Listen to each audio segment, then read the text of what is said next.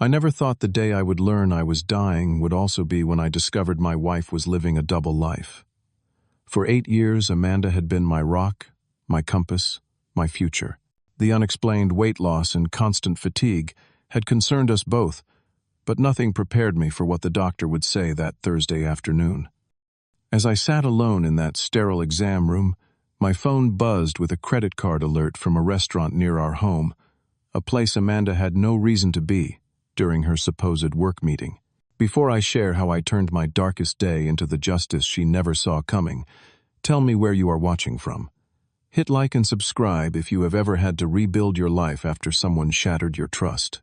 Life before my diagnosis had been everything I had worked for.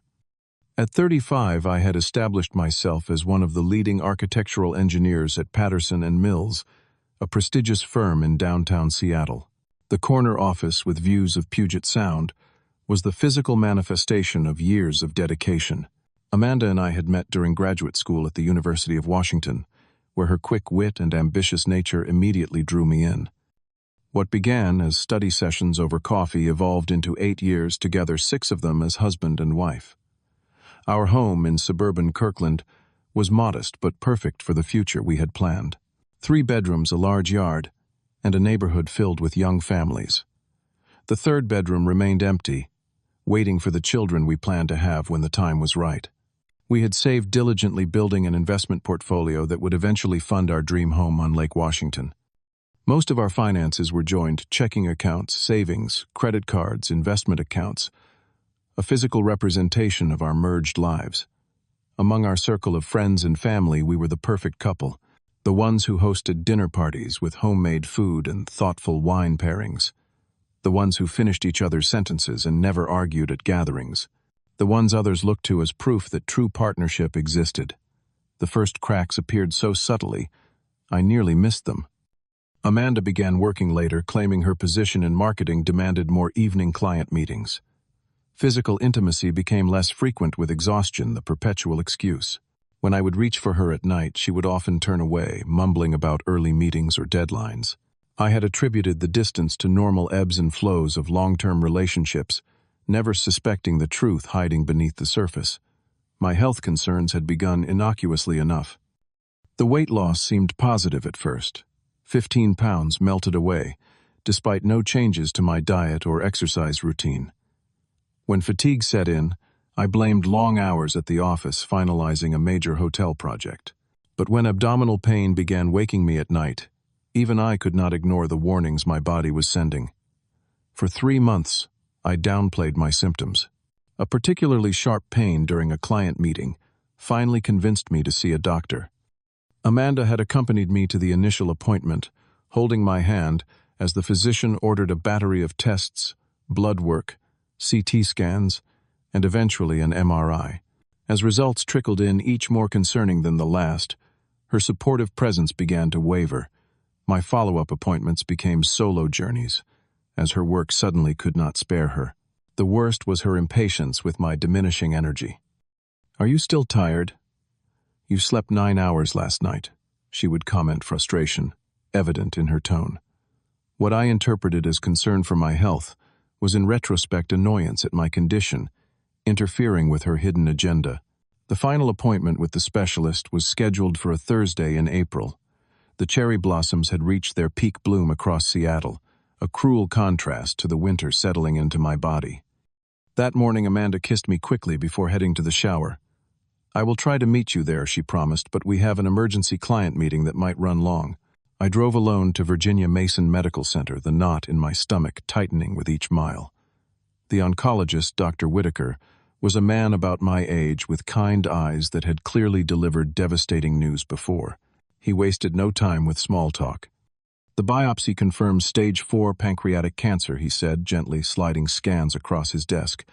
"The primary tumor has metastasized to your liver and lymph nodes." I remember staring at the images, trying to reconcile that the death sentence displayed in shades of gray and white was happening inside my body. Dr. Whitaker continued explaining treatment options, statistics, and timelines. The words 12 months, possibly 18, with aggressive treatment hung in the air like a physical presence. "Do you have someone with you today?" he he asked, noting my wedding ring. My wife had a work emergency, I replied mechanically, the first of many lies I would tell to preserve her reputation when she had already destroyed ours. I left with a folder of information, prescriptions, and appointments, with additional specialists. Sitting in my car in the hospital parking garage, I felt suspended between worlds, the healthy man who had entered the hospital, and the dying man now sitting motionless, gripping the steering wheel. My first instinct was to call Amanda. No answer. I tried again, straight to voicemail. I sent a text, finished at doctor, need to talk to you. Where are you? No immediate response. I checked our shared location app, a mutual safety measure we had used throughout our marriage. Her location sharing was turned off, unusual for the middle of a workday. 20 minutes later, a text arrived. In meetings all day. Cannot talk until tonight. Hope everything is okay. The notification from our joint credit card had come through during my appointment. Amanda's card had been used at Belltown Bistro, a small upscale restaurant less than 2 miles from our home and nowhere near her downtown office. I sat in that parking garage making calculations, connecting dots that my brain had previously refused to align. Instead of heading back to the office as planned, I drove home without warning anyone.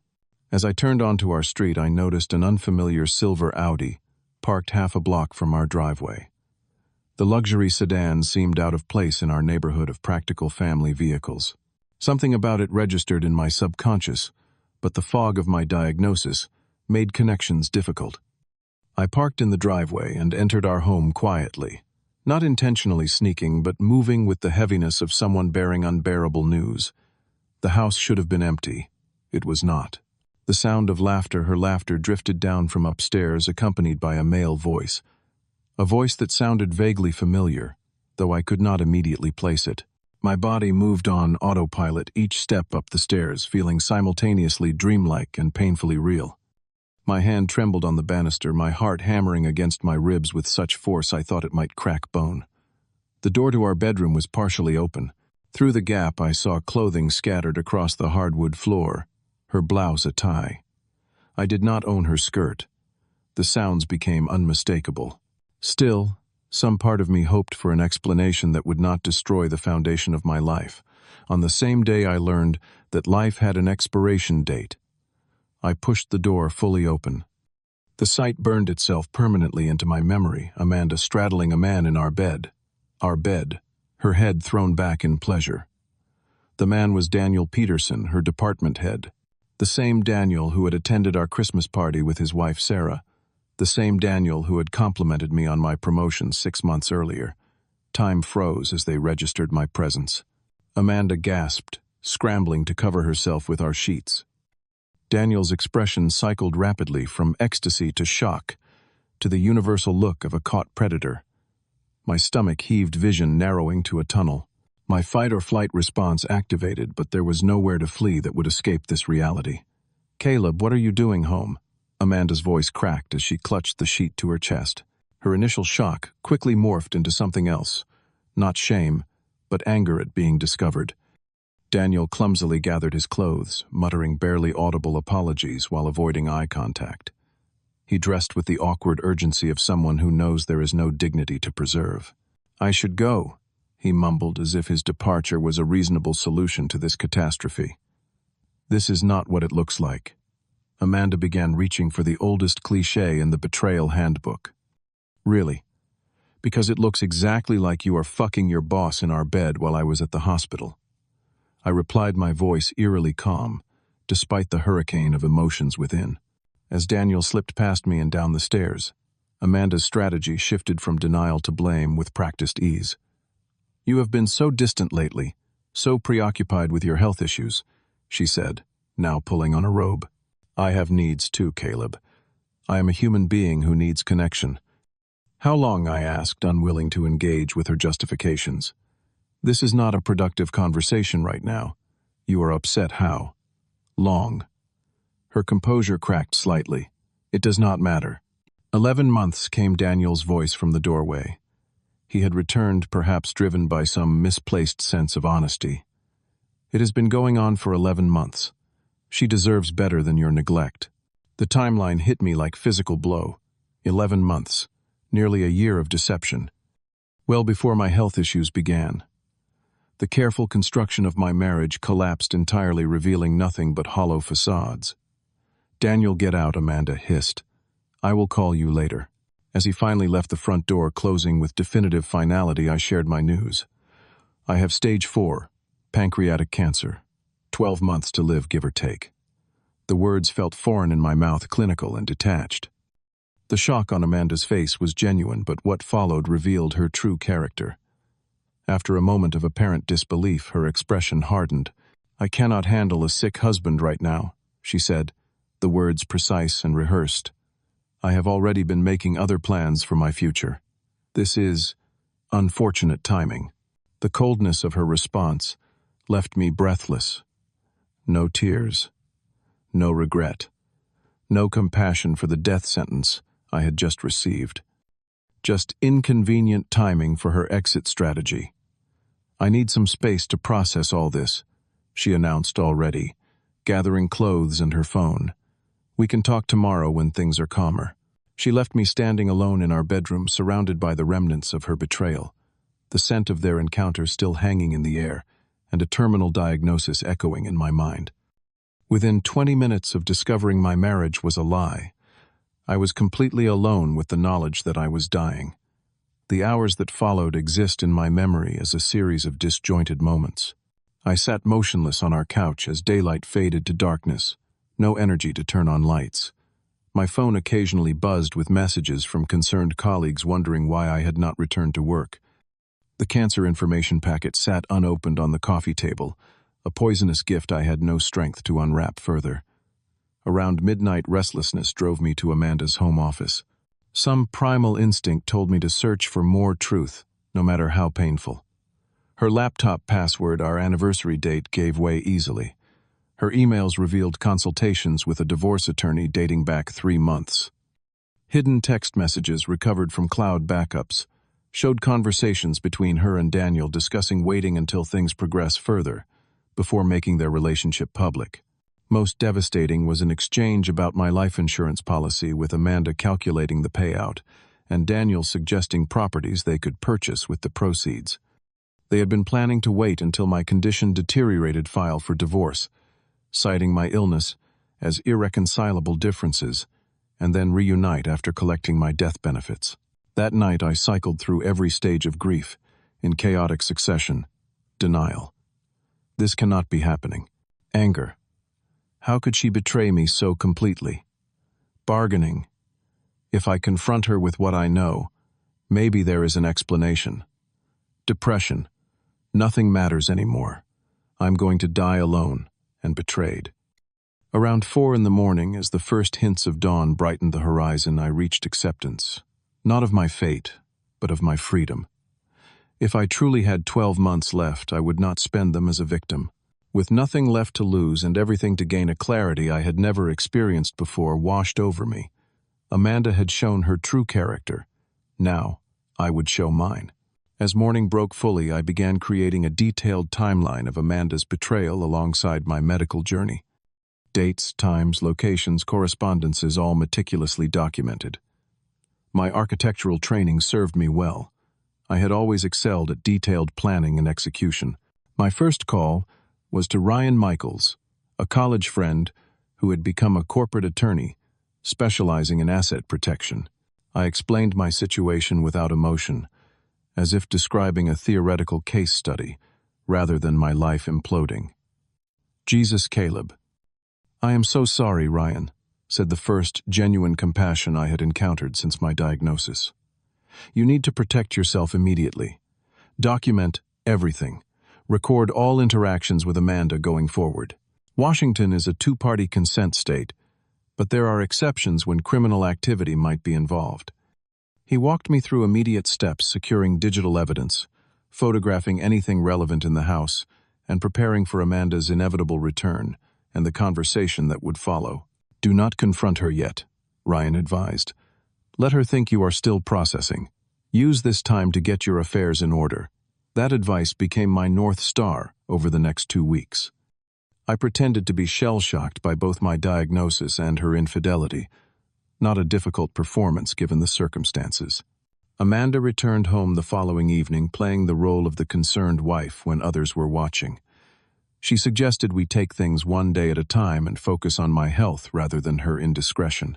"You need support right now," she said during a phone call with my sister Lauren, her voice dripping with false concern. "We will get through this together." Yet when we were alone, she maintained physical and emotional distance, sleeping in the guest room and finding reasons to be away from home. She continued meeting Daniel more discreetly, now unaware that I had hired a private investigator to document their ongoing affair. I consulted with 3 different attorneys about my options, creating a comprehensive strategy for what would follow. Every medical document was scanned and stored securely. Every conversation with Amanda was recorded. Every financial record was compiled and analyzed. The most shocking discovery came when reviewing our financial documents, using power of attorney forms we had signed early in our marriage, in case of emergency. Amanda had already begun isolating certain assets in preparation for separation. The betrayal extended beyond the emotional and physical into the methodical dismantling of our shared life. My counter-strategy unfolded with the precision of a military campaign. First, I transferred our investment portfolio, primarily funded by my bonuses over the years, into an irrevocable trust for my sister's children. Legally complex, but technically allowable, given specific clauses in our financial agreements. Next, I donated significant sums to the Pancreatic Cancer Research Foundation, establishing a grant in memory of my grandfather, who had died of heart disease. The timing and documentation made these transactions virtually challenge-proof. My collection of architectural models and rare books, appraised at over $60,000, was sold to a university archive with proceeds directed to my medical expense account.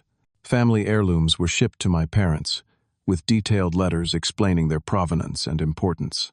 Most importantly, I changed all insurance beneficiaries from Amanda to Lauren, who had always been there for me unconditionally. I recorded video testimony explaining every decision, establishing clear mental capacity and intent in case of future legal challenges. Throughout this process, I maintained the facade of a man primarily concerned with his medical treatment.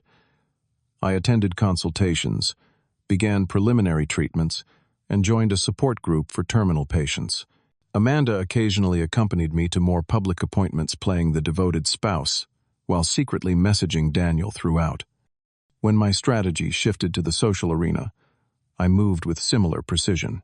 I compiled a portfolio of evidence, photos, messages, timeline, and witness statements from our housekeeper, who had suspected the affair months before I discovered it.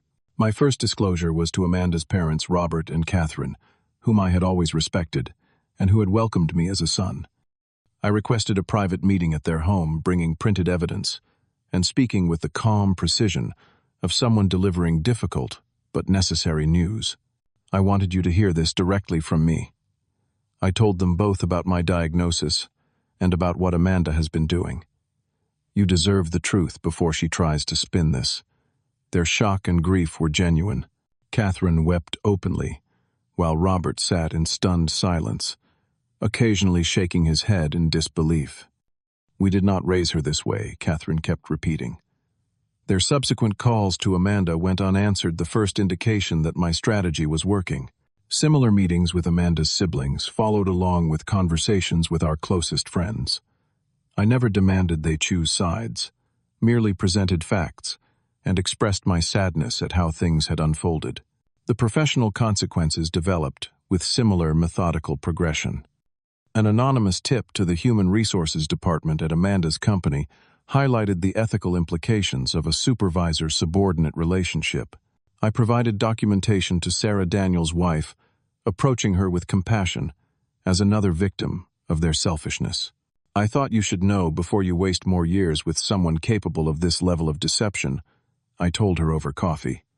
Her gratitude was palpable as she gripped my hand across the table, tears streaming down her face. The company ethics investigation resulted in both Amanda and Daniel being placed on administrative leave pending review. Their professional reputations, carefully cultivated over years, began crumbling with remarkable speed.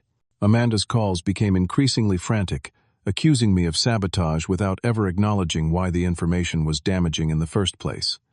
"You are trying to ruin my life," she screamed, during one particularly volatile call which I recorded in its entirety. "Why are you doing this? I am not doing anything except telling the truth." I responded calmly. "Everything falling apart around you is the direct result of your choices." The final confrontation came 38 days after my diagnosis. I had divorce papers prepared, reviewed, and waiting on the kitchen table when Amanda returned from a meeting with her attorney. Her expression shifted from irritation to shock as she processed what she was seeing. "What is this?" she demanded, flipping through the detailed settlement agreement. "Exactly what it appears to be," I replied from where I sat at the counter, a glass of whiskey in hand. "Our marriage is over, Amanda. This makes it official." Her reaction progressed precisely as I had anticipated: initial anger, followed by shock, as she realized the extent of what had happened, then desperate bargaining, when she understood the completeness of her defeat. "You cannot do this," she said, her voice rising. "Half of everything is mine. You should read the documents more carefully," I suggested. "The accounts you are thinking of no longer exist in the form you remember." The blood drained from her face as I walked her through what I had discovered and what I had done in response.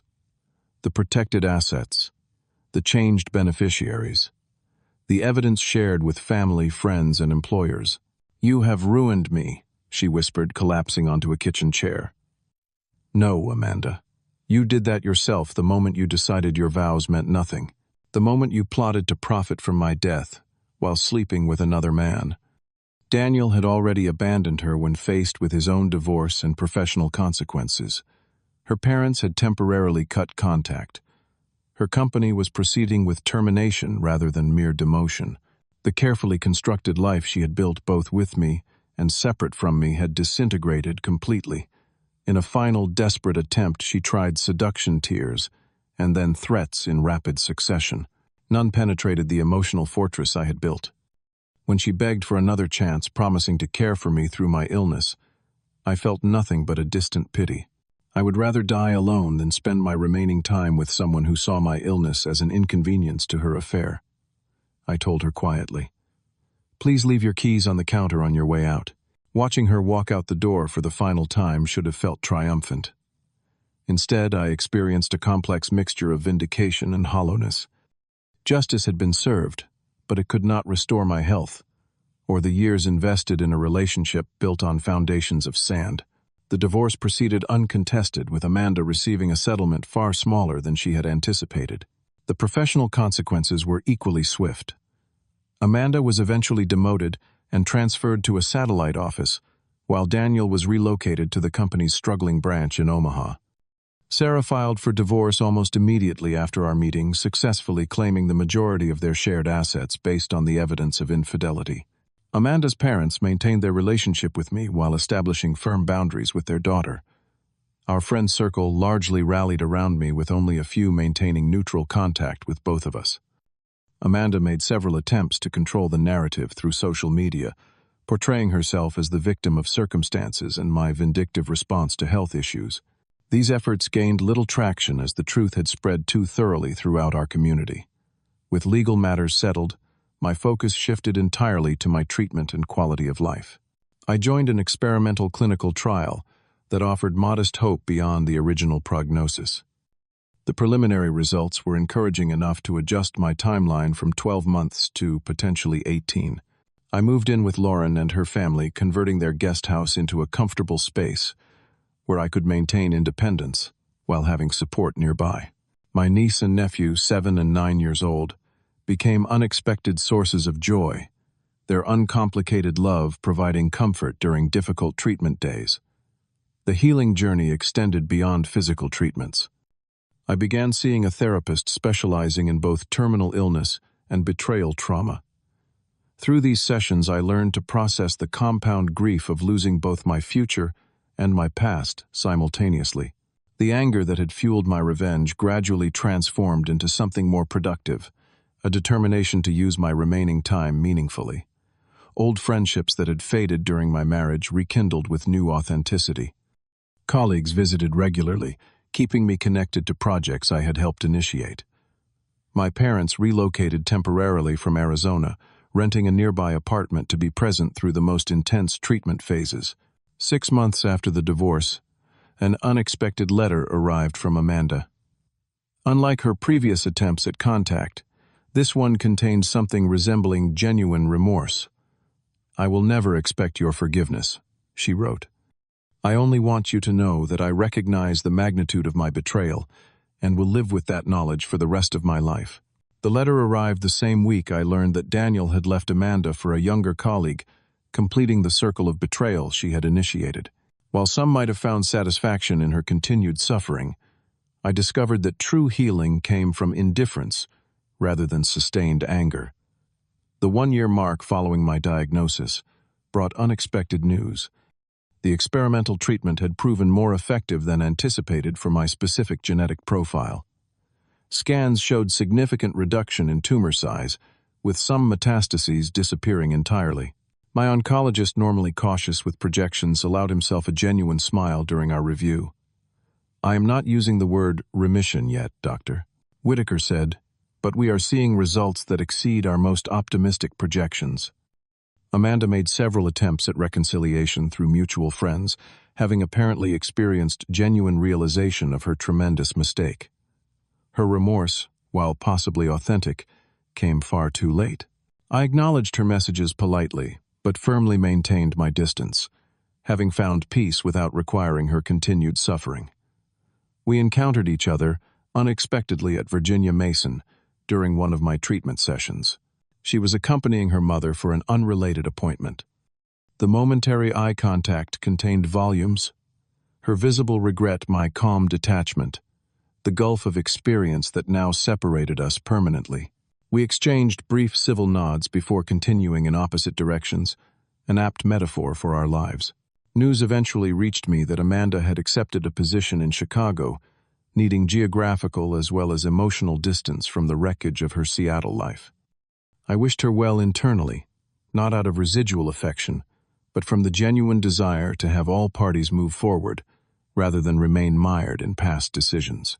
The 18-month mark brought the most surprising development, yet my cancer had entered what doctors cautiously termed temporary remission. While not cured, the disease had retreated significantly, offering an expanded timeline that had seemed impossible during those dark initial days. With this unexpected gift of time, I channeled my energy into creating legacy projects, mentoring young architects through a program I established at my alma mater, creating detailed journals for my niece and nephew to read when they were older, and consulting on accessible design for a cancer treatment center being built downtown. Looking back on everything now, I realize revenge and justice, while often conflated, are fundamentally different pursuits. Revenge seeks to inflict equal suffering. Justice aims to restore balance. My actions contained elements of both, but the peace I eventually found came not from Amanda's downfall, but from reclaiming my own narrative. The tragedy revealed the true character of everyone involved: Amanda's selfishness, Daniel's cowardice, but also my sister's unconditional support, my friend's loyalty, and my own resilience. It stripped away facades, leaving only authentic connections behind. What surprised me most was finding freedom in facing mortality. When you know your time has limits, you stop wasting it on appearances and hollow relationships. You seek depth over breadth, meaning over achievement, genuine connection over social performance. In my latest update, I have responded unexpectedly well to a second round of treatment. My prognosis remains uncertain, but each day no longer feels borrowed so much as appreciated with newfound intensity. The architects of my suffering have faded to background characters in a story increasingly focused on possibility rather than loss. For those watching who have experienced betrayal, remember that healing comes not from ensuring others suffer, but from refusing to let their actions define your future. The most powerful response to betrayal is not revenge, but renewal. The most satisfying victory is not watching others fall, but rising to heights they cannot reach. What betrayal have you experienced that eventually led to unexpected growth? Share your story in the comments below. If this resonated with you, please hit the like button and subscribe to hear more journeys of resilience and transformation. Thank you for listening. And remember, sometimes what feels like an ending is merely a difficult but necessary transition to something more authentic than you ever imagined possible.